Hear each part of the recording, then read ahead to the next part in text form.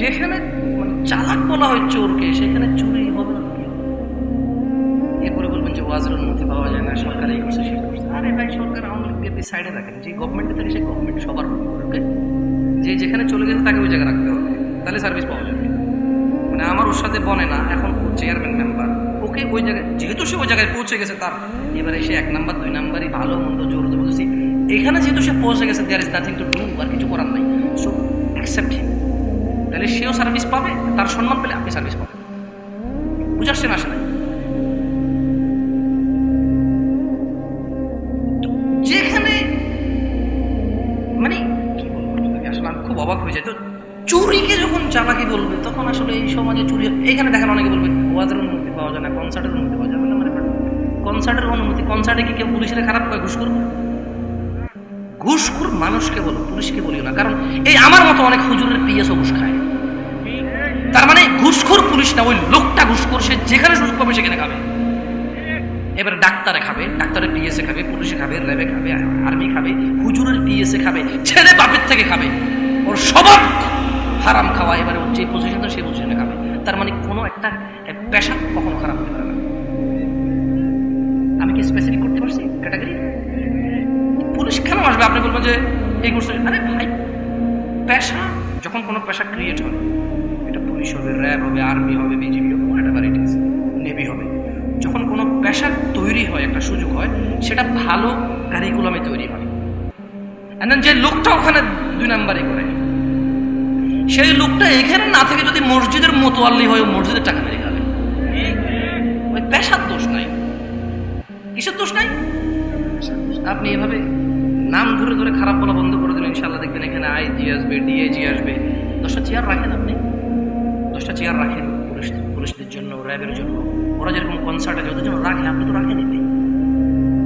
আপনার কথা চৌ, আমরা মানুষ, তারা মানুষ, গণতন্ত্র সবাই। আরে ভাই, একজন লোক সম্মানিত অবস্থা, এত সম্মান দেন, কি আসছে আপনার? বিয়ে অ্যাকসেপ্ট করে না, পর বিয়ে অ্যাকসেপ্ট করে। ছেলে তার বাবা সৎ থাকা অ্যাকসেপ্ট করে না, হুন্ডা লাগবে, বাইক লাগবে। এখানে লোক কি করবে, পেশা কি করবে? যেখানে মানুষ ভালো, যতটুকু পর্যন্ত টাকা হয় অতটুকু ভালো হয়ে গেলে চলবে, বাকি টাকা হয় খারাপ হয়ে গেলে অসুবিধা নেই।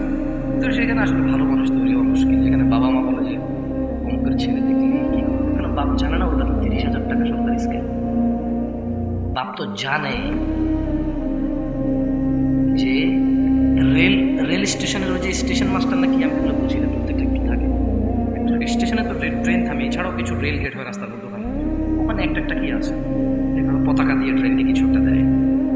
বাপ তো জানে এই জায়গায় চাকরিটা তো 25,000 টাকা, 4 মাসে 1 লাখ, বছরে 3 লাখ। তাহলে বাপেই তো জমি বিক্রি করে উল্টা পাল্টা পথে গিয়ে ওকে চাকরি দিতে চেষ্টা করতেছে। আমি বলতে পারি মানে বাৎসরিক ইনকাম 3 লাখ হবে, এটাতে ঠেলে দিচ্ছে। আবার ওর বাবে বলতেছে বিল্ডিং করতে, ও এটা করবে কি থেকে?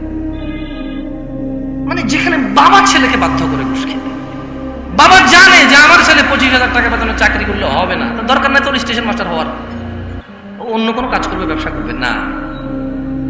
আপনার কি আমার কথা কি অন্যদিকে চলে যাচ্ছে? মানে না, খুব দুঃখ নিয়ে কথা বলতেছে। মানে বাপে জানে এখানে চাকরি করলে 25,000 টাকা বেতন, যে শ্বশুর তার মেয়েকে এর সাথে বিয়ে দিচ্ছে, তার বিল্ডিং আছে না, মাশাআল্লাহ আমাদের রফিক ভাই কি বলবো, 5 বছর হয় না চাকরিতে, মাশাআল্লাহ জমি নিচ্ছে, বিজ্ঞানী একটা ঘর করছে, দেখতেই সেরাম লাগে। বিশ্বাস করবো না, ঘরের ভিতরে গেলে মনে করেন জান্নাতে আসছে। বেতন কত? 30,000 টাকা বেতন। তো আপনি তো আপনার মেয়ে বিয়ে দিচ্ছেন, আপনি তো একবার বোঝেন না যে কি 30,000 টাকা বেতনটা খেতেই পারবেন না, 15,000 টাকা চলে যাবে, 10,000 হয় কি?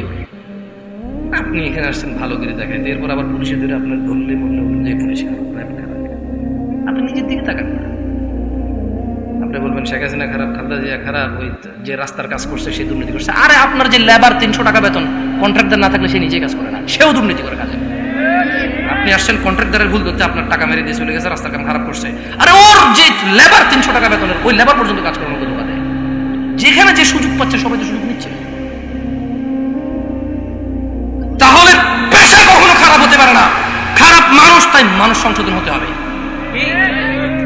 মানুষের সংশোধন, আল্লাহকে ভয় করতে হবে, আল্লাহকে ভালোবাসতে হবে, আল্লাহকে ভালোবাসতে হবে, মনে করতে হবে যে আমি মানুষ, আমার হিসাব individual, Allah will take that, Allah will ask me individually, Allah আমাকে এককভাবে জিজ্ঞাসা করবে, আমার হিসাব এককভাবে হবে, আমার হিসাব হিসেবে সময় কেউ থাকবে না। So correct your own self. নিজেকে নিজে শুধরাতে হবে, নিজেকে নিজে শুধরাতে হবে। আর চোর ডাকাতদেরকে বলে দিতে চাই, তুমি যতই চুরি করো, ডাকাতি করো, তোমার ভাগ্যে আল্লাহ যতটুকু লিখছে এর বাইরে কিছুই চুরি করতে পারবে না, ডাকাতি করতে পারবে না। ও চুরি ডাকাতি না করলে অতটুকু এমনি হালালি আসতো। তোমার ইমানের ত্রুটি আছে তাই তুমি মনে করো চুরি করে বড় লোক হয়েছো, আল্লাহ তোমাকে এতটুকু এমনি দিয়ে দিত, তোমার ধৈর্য কম।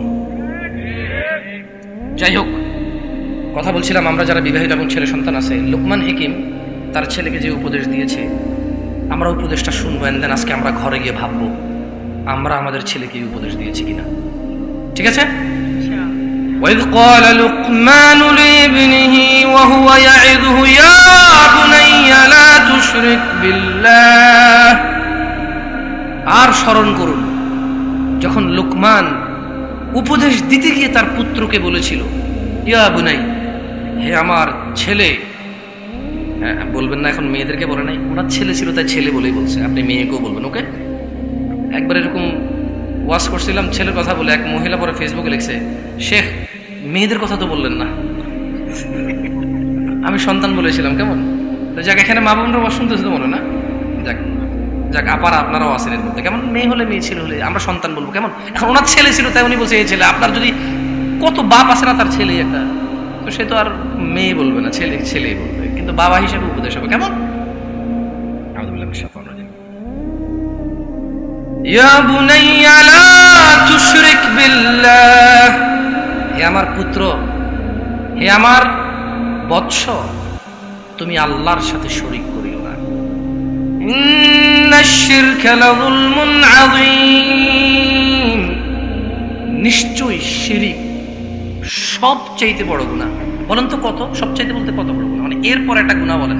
জিনা, ব্যভিচার, মদ, মারামারি, কাটাকাটি, হত্যা, ঘুষ, সুদ, ঘুষাঘুষি, নাক ফাটাই দেওয়া, মুনাফিকি করা, বিজনেস মাইরে দিয়া, ওই যে MLM বিজনেসের মতো মানুষের হাজার হাজার কোটি টাকা মেরে দিয়ে চলে যাওয়া।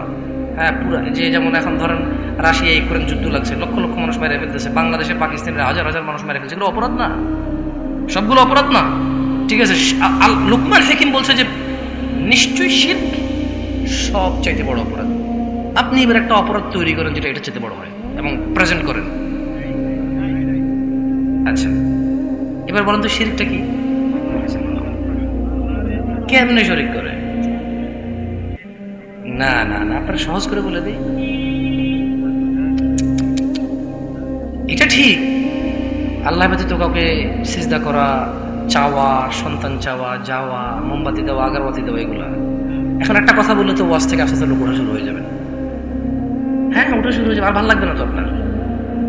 যদি বলি মারহাবা, তো ভালো লাগবে আপনার, খুব ভালো লাগবে আপনার। প্রবলেম হয়ে গেছে, আমি তো মনে করেন যে যদি